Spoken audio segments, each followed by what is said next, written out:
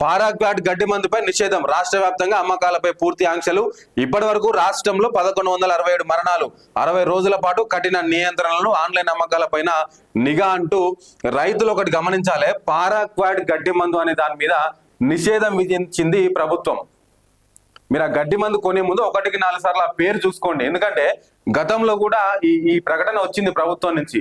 So ఈ company వాడు ఏం చేసిందంటే, పారాక్వాట్ కంపెనీ వాడు మేము ఆల్రెడీ రెడీ చేసి పెట్టుకున్నటువంటి బాటిల్ కొన్ని వందలు వేలు ఉన్నాయి, అవి అమ్మిన తర్వాత ఇక మేము తయారు చేయము అని చెప్పిండు.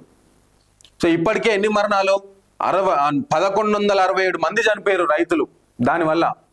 60 రోజుల పాటు కఠిన నియంత్రణలు పాటిస్తారు. కాబట్టి రైతులందరూ కూడా ఒకటే విజ్ఞప్తి చేస్తా ఉన్నాము, ఈ పారాక్వాట్ అనేటువంటి కంపెనీకి సంబంధించిన గడ్డి మందు కనిపిస్తే దాన్ని వాడకండి. షాప్ వాళ్ళు మీకు తక్కువ ధరకి ఇస్తామన్నా, ఆఫర్లో వస్తుందన్నా, 1 కొంటే 2 ఫ్రీ ఇస్తామన్నా కూడా వాటిని కొనకండి.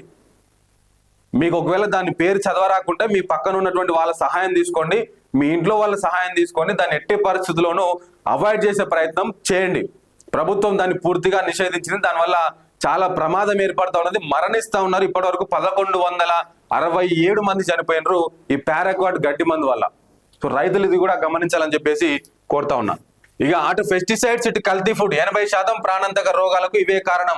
ప్రభుత్వానికి ఉన్నతాధికారుల నివేదిక. వరి, పత్తి, మక్క, మిరప, కంది కూరగాయల్లో మోతాదుకు మించి డేంజరస్ పెస్టిసైడ్స్.